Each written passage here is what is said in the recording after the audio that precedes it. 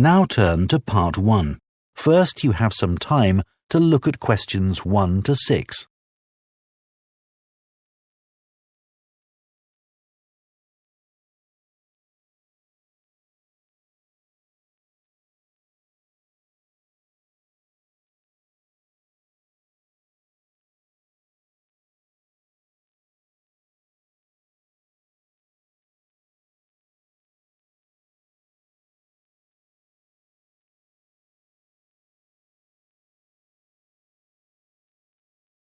Now listen carefully and answer questions 1 to 6.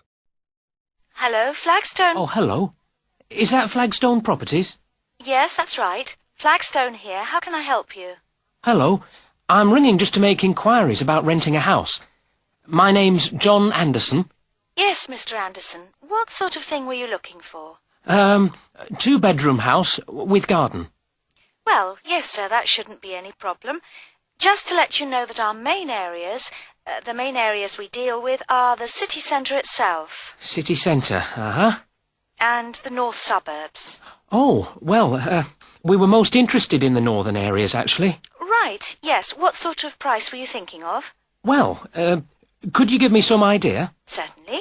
It really ranges from £250 per month. Only £250? Yes, to about £500, depending on a number of different factors. Oh, what does it depend on?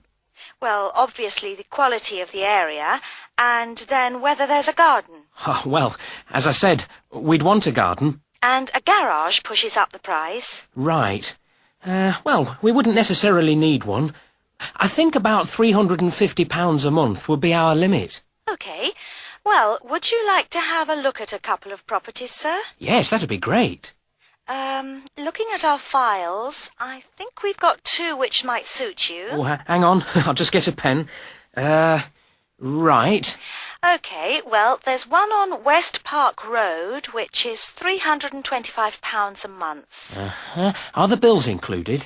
Well, that one just includes the water bill. OK, right. And the second house is in Tithe Road. I'll just spell that for you, OK? Yep. Tithe Road. Yeah, got that. And how much is that one? That's £380. 380. Is that including water? No, I'm afraid not, but it does include the telephone rental. Oh, well, that's not too bad then. So... Before you hear the rest of the conversation, you have some time to look at questions 7 to 10.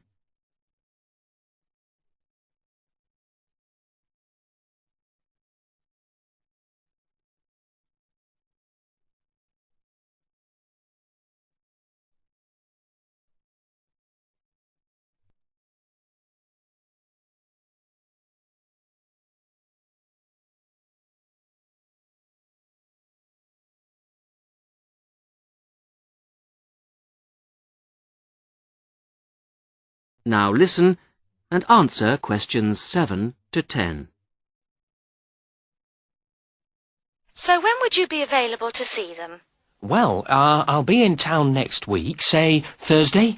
No, I'm sorry, we don't have any availability for Thursday. How about Wednesday afternoon? OK. That's fine. Would 5 be OK? Yes, fine. 5 o'clock it is.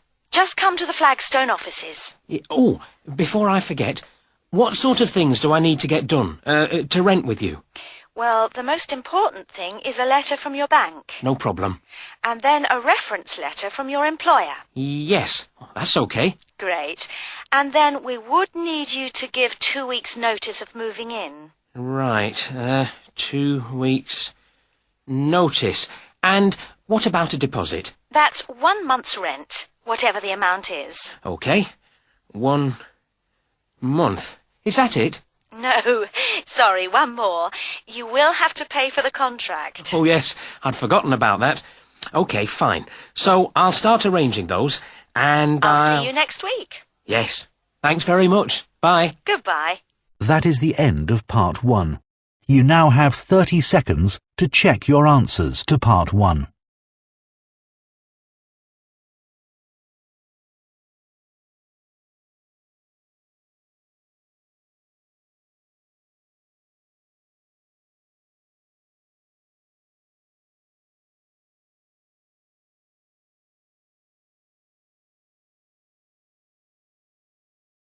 Part 2. First, you have some time to look at questions.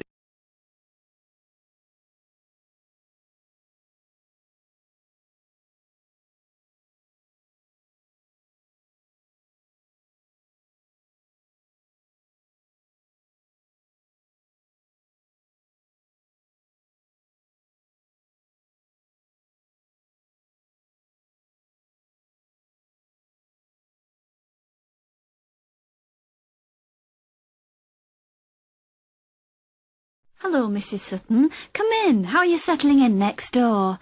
Have all your things from Canada arrived yet? I thought I saw a removals van outside your house yesterday afternoon. Yes, they came yesterday. We spent all day yesterday arranging them. It's beginning to feel a bit more like home now. Oh, that's good. Look, come in and sit down. Are you all right? You look a bit worried. Well, I am a bit. I'm sorry to bother you so early, Mrs. Smith, but I wonder if you could help me. Could you tell me how I can get hold of a doctor? Our daughter, Anna, isn't very well this morning, and I may have to call somebody out. She keeps being sick, and I am beginning to get a bit worried. I just don't know how the health system works here in England. All I know is that it's very different from ours back in Canada. Well, I don't know really where to start. Let me think. Well, the first thing you have to do is find a family doctor. Sometimes we call them general practitioners as well. Right. And register with him or her. If you live here, you've got to be on a doctor's list. If you're not, things can be a bit difficult. Nobody will come out to you if you're not registered. Anyway, they work in things called practices, sort of small groups of family doctors all working together in the same buildings. Now, what you've got to do this morning is register with one of them.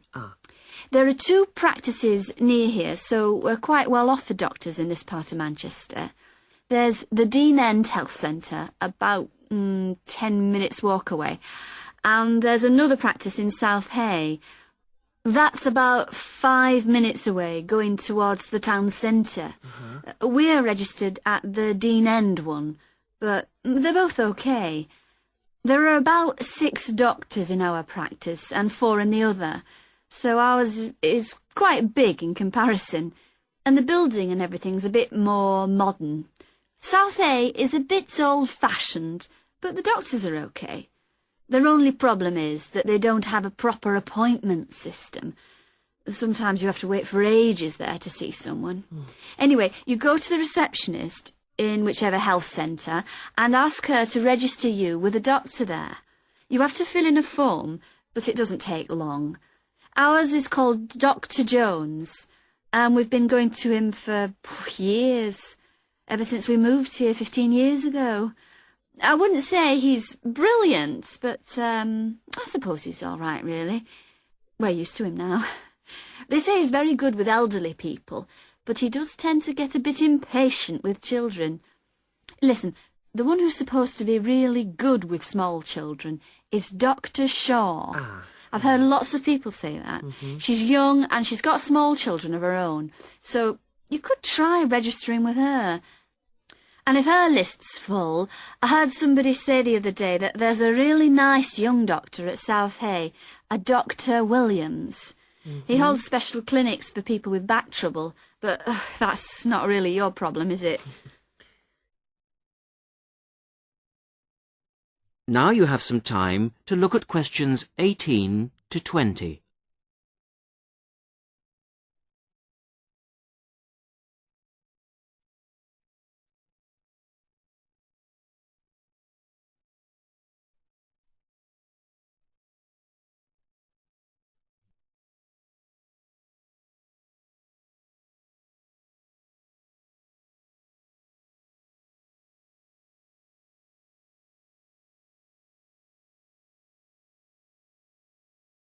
Now listen to the rest of the conversation and answer questions 18 to 20. If you want a doctor to visit you at home, you have to ask for a home visit. You're supposed to do that before 10:30 in the morning, but obviously if it's an emergency, you can phone at any time, night or day. It might not be your doctor that comes, though. It's quite often one of the other doctors in the practice. It doesn't really seem to make much difference. Right. Otherwise, you make an appointment to see your doctor at the health centre. You usually get seen the same day. Not always, of course, but usually, as I say.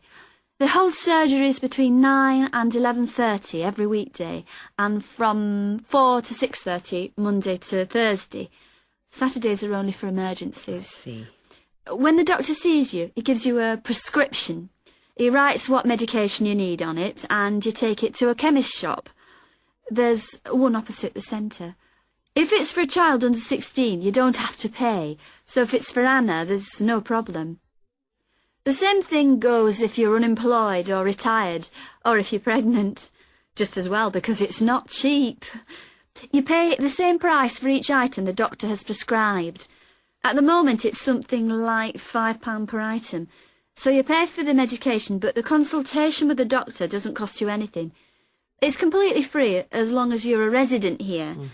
You're going to be here for 3 years, aren't you? Uh-huh. So, well, there shouldn't be any question of you paying anything to see the doctor. So that's one less problem to worry about. Look, Mrs. Sutton, if you want, I'll sit with your daughter for half an hour if you want to go down to the health centre to register. It's no trouble, really, don't worry. Are you sure you wouldn't mind? That would really help me a lot. I'll ask them if they can send someone round later to see Anna. I think I'll try the Dean End Centre. Good idea. Don't worry about Anna. Right. I'll be back as soon as I can. That is the end of Part 2. You now have 30 seconds to check your answers to Part 2.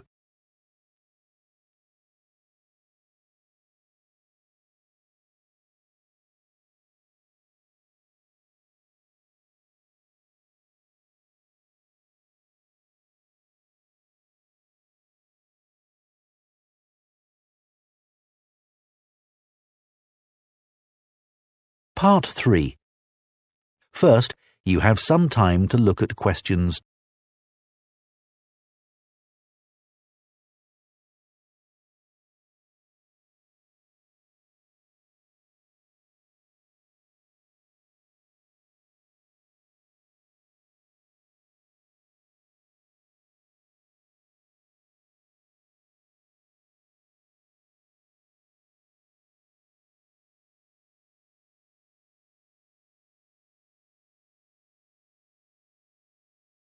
Now listen carefully and answer questions. Hello.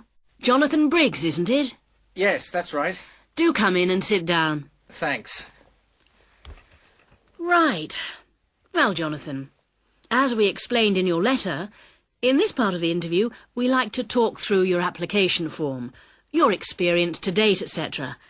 And then in the second part, you go for a group interview. Group interview. Yes, I understand. So, your first degree was in economics? Yes, but I also did politics as a major strand. And you graduated in 1989. And I see you've been doing some teaching. Yes, I worked as a volunteer teacher in West Africa. I was there for almost 3 years in total, from 1990 to 1992. How interesting. What organisation was that with? It's not one of the major ones. It's called Teach South. Oh, right. Yes, I have heard of it. It operates in several African countries, doesn't it? And what kind of school was it? A rural cooperative. Oh, a rural cooperative. How interesting. And what did you teach? A variety of things in different years. I did, with forms 1 to 3, mainly geography, and some English with Form 5. Then, in my final year, I took on some agricultural science with the top year. That's Form 6. Right. Quite a variety, then. I also ran the school farm. How interesting. Before the interview continues, you have some time to look at questions 28 to 30.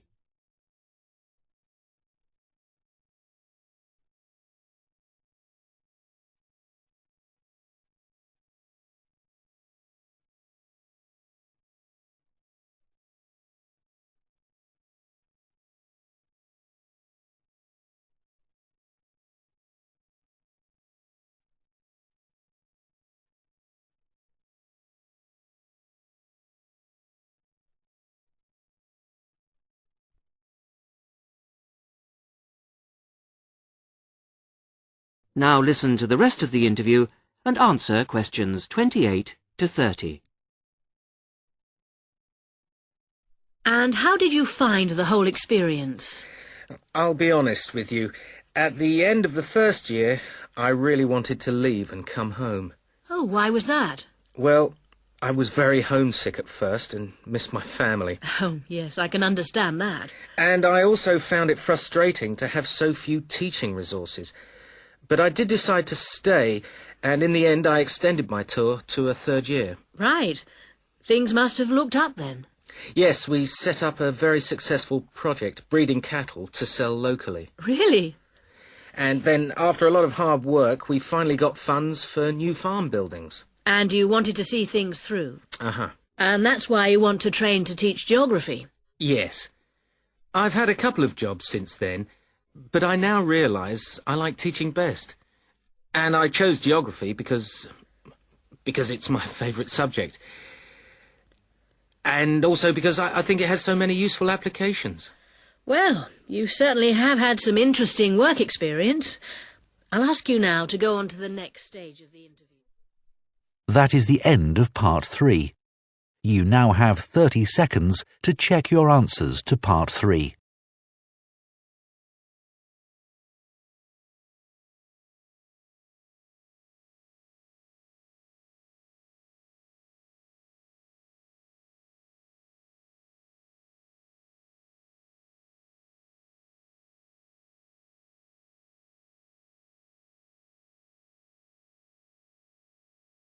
Part 4. You will hear part of an environmental science lecture about microplastics. First, you have some time to look at questions 31 to 40.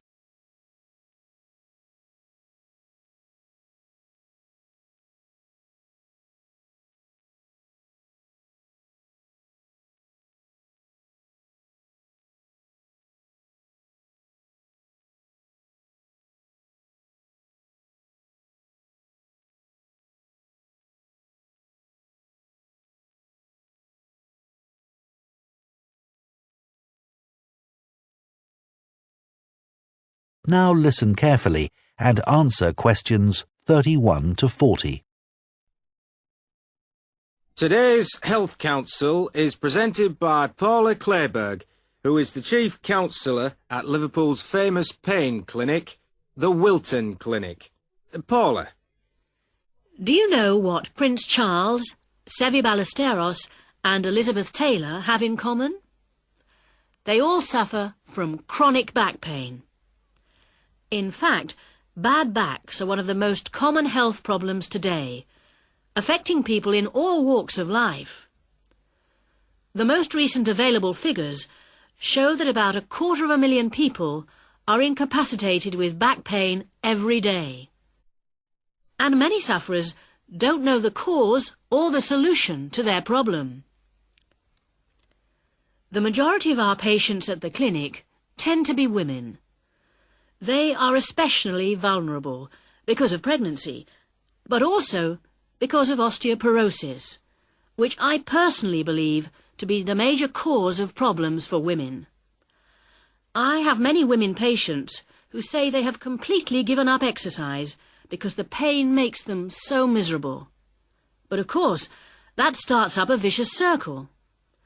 Bed rest, giving up exercise, and painkillers are traditional responses to back pain. But although there are many excellent drugs on the market, at our clinic we're beginning to realise the unique benefits of relaxation therapy. Other specialists in the field make a strong case for certain types of exercise, but in our experience they are easily mishandled and can lead to more harm than good. Now let's look at some of the reasons why back pain is developing into such a unique menace. In general, the body is pretty good at self-repair. A strain or a blow to a limb, though painful at the time, generally resolves itself. But the body's response to back injury can be very counterproductive. When pain strikes, we attempt to keep the back as immobile as possible, which makes the muscles tense up. Research shows that they often go into spasm, which causes further twisting of the spine. A vicious circle is underway. The second mistake we often make when stricken with extreme back pain is to go to bed and stay there. Although at the clinic we recognise that a short rest in bed can be helpful, up to 2 days, any longer makes our back muscles become weaker and unable to hold up our spine. The pain, therefore, becomes worse. Another problem is being overweight. Anyone a stone or more overweight who already has back pain is not doing himself any favours. Though it won't actually set it off in the first place, the weight will increase the strain and make things worse. The British diet could be partially to blame for the increase in back pain. Over the last 10 years, the average weight of men has risen by 11 pounds and of women by 9 pounds. So much for the causes and aggravations of pain. But what can we do to help? There are many ways in which simple day-to-day care can make all the difference. The first point to watch, of course, is weight. If you are overweight, a diet will make all the difference. Also, studies have shown that just 1 hour sitting in a slouched position can strain ligaments in the back which can take months to heal. At the clinic, we have come to the conclusion that the major cause of the problem is not with the design of chairs, as some have suggested, but in the way we sit in them. It can be useful to get special orthopaedic chairs, but remember, the most important improvement should be in our posture. Another enemy of your back is, of course, your beds. If your bed doesn't give enough support, back muscles and ligaments work all night trying to correct spinal alignment, so you wake up with a tired, aching back. Try out an orthopaedic mattress or a spring-slatted bed. Research shows that both can be beneficial for certain types of back pain. Another hazard for your back are the shock waves which travel up your spine when you walk, known as heel strike. A real find for our patients has been the shock-absorbing shoe insert, a cheap but very effective solution. And you might be better off avoiding shoes with heels higher than 1.5 inches. Though absolutely flat shoes can be a solution for some, others find their posture suffers. Finally, a word about the state-of-the-art relief, the TENS machine. A small battery-powered gadget which delivers subliminal electrical pulses to the skin. Our experience indicates that your money is better spent on the more old-fashioned remedies. That is the end of Part 4. You now have 30 seconds to check your answers to Part 4.